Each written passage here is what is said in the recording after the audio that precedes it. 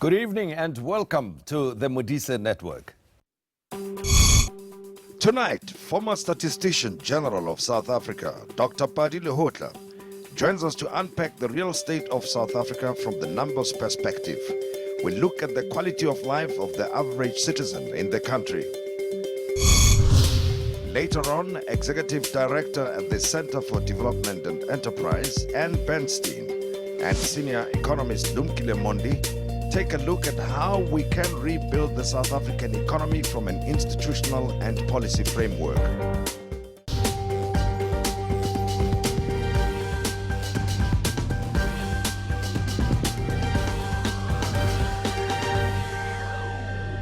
I'm Tim Modise and thank you for joining me this evening.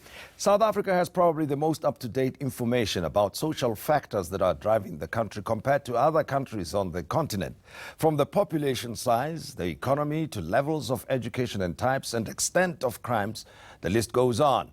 This is thanks to the state agency Statistics South Africa, which provides this information to policymakers, to strategists, to NGOs, and the public at large. This type of research has been the definition of Dr. Pali Lehohla's professional life for decades. He retired from his role as Statistician-General of South Africa recently, but is still an active observer of our society.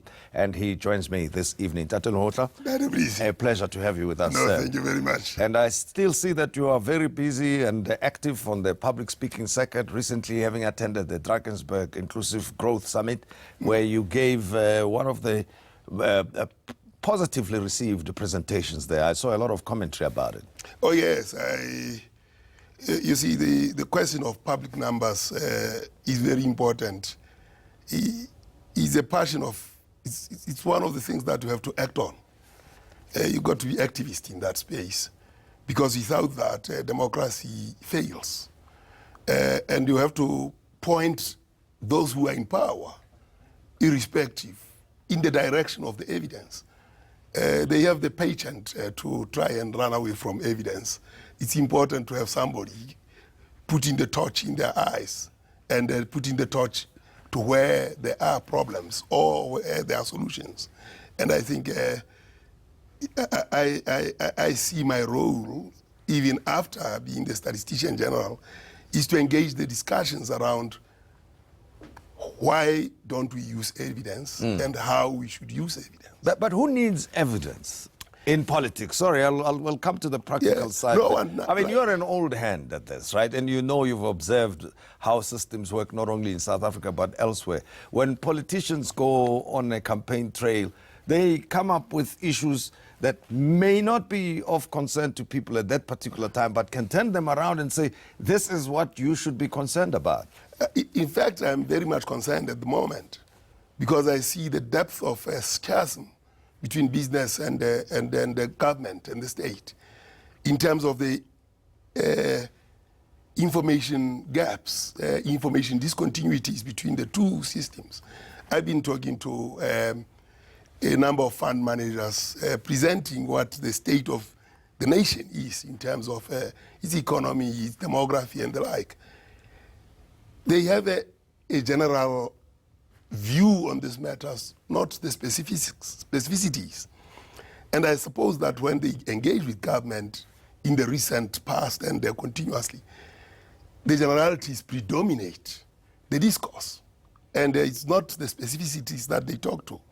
One dangerous thing is this, that while our constitution and our development policies are great, one thing that they ignore is the reality in which we depart.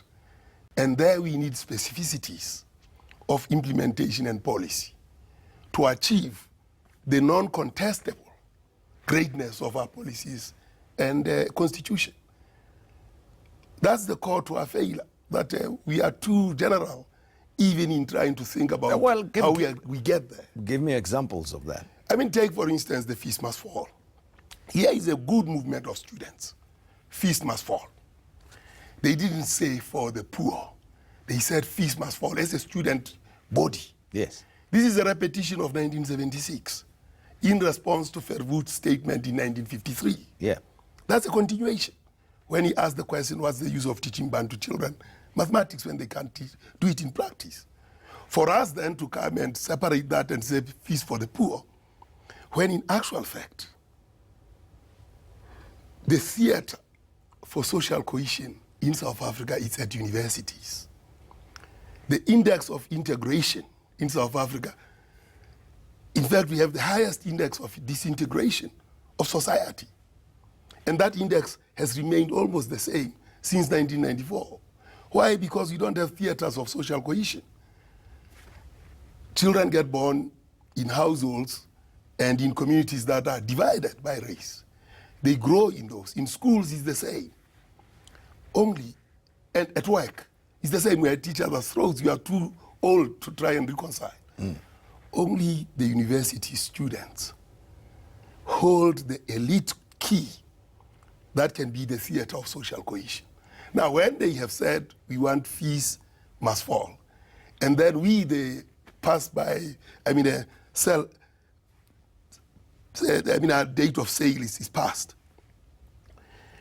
And then we say for the poor. We are very minimalist in our approaches. And this is the problem with our policy instruments. Let me stay with that example. So if I understand you then, you're saying the fees must fall, the decision should have been fees for all university students. The students said fees must fall. Yeah. They never said for the poor. Yes. And these students are the future. So I mean, the practical side, what should have been done then? It's a free fee education for participants. That's it. That's it. Finished. That's all. And then side by side with that, what you do is to say, define the future, you people. You have 4 years or 3 years at university to decide the future, and cohort after cohort for the next 10 years. If they did that, we would have better social cohesion. Is there... At the moment, we don't have the theater for social cohesion. Yeah. We think that when we have a World Cup, it's social cohesion. It's not. After the World Cup, we are gone. We go our own ways. But if the students stay together, they'll work together. You've been in the stats environment for a long time and in the public sector for 34 years. That demonstrates a commitment and love for this particular subject and profession. How has it rewarded you personally, and how has it helped you grow as a human being and an observer, commentator of society? Because I want to use this time with you to learn something myself from you. Well, Tim Modise, you know we used to come to Harangua. Yes. Running service there during the times of Bob, and we would meet you at 702 on the hill. Yes. That was shaping and framing my way of thinking at the time, and we had the latitude to a real experiment and see the world differently. When I was growing up and at university, I also took vocational work, and that work took us into things like farmers' risk perception and risk avoidance strategies, self-help schemes, and so on. So the whole research environment that is driven by evidence has been part and parcel of myself. When my father died, I happened to be the heir to the biography that he was writing about himself. And in it, there was a lot of demography about who was born when in the village, who died, what happened. So it looks like it was running in the genes, this particular thing. Yeah. But as a consequence of this immersion into research and statistics, I think one has a better understanding of society and thinking about what solutions are appropriate and tools of engagement. I think that has enabled me to do so. I mean, when you talk about artificial intelligence and robotics, one of the things that one has to engage is with our schooling system, with where we are now, how do we survive in that environment, because we are running past that. And of course, being human, it calls for adaptation. We've got to adapt to the fast. situation. And are we, if we, given where we are? No, we are not. Yeah. We are going to be left behind, certainly. We are far behind the wheel in terms of what these robots will be doing, because they're going to replace even the best brains. Because these things, when they are at their most, they will be 1 trillion times better than the human brain. So the question is, how do we manage under those circumstances? Because they'll be looking down upon us and saying, well, so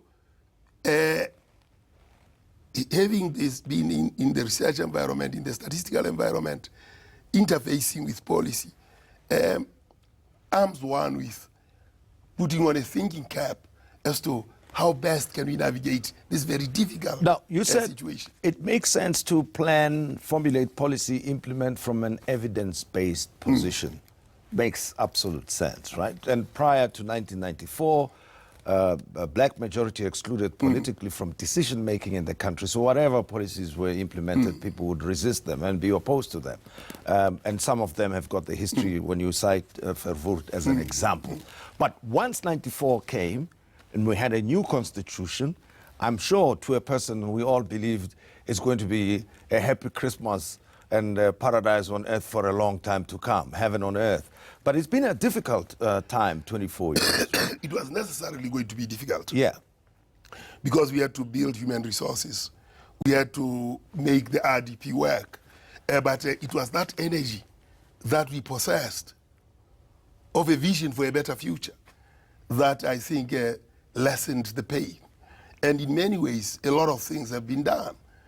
In fact, there was very little need for planning because a spray gun approach would have solved the bulk of the problems when it comes to housing, when it comes to water. And everything that was done during the RDPS were really spray gun approach. Wasteful as it might have been, but it was very useful to lift all seas. But after 5 years, we needed to really think very hard about planning. After 20 years, we needed to have been expert in planning. After 24 years, we actually have to say, we predict the following. Because of that prediction, we prescribe as follows, and then adapt on the prescriptions that we have made. None of that has happened in these 25 years. None of that has Absolutely happened? none. I mean, we have projects. The biggest one was the World Cup, 2010. And everybody says we did things the World Cup way. Can we go back to doing the World Cup way? If we had institutionalized planning, there wouldn't be lamentation to cry over the 2010 way. Okay. Because it would have been embedded as part and parcel of the systems of planning in government. I like the example you give, the 2010 way, because there's a World Cup currently taking place in Russia. So let's look at what the 2010 way means and why we fail to continue on that path. Tate Pali Lehohla is my guest, and we will be continuing our discussion in a moment.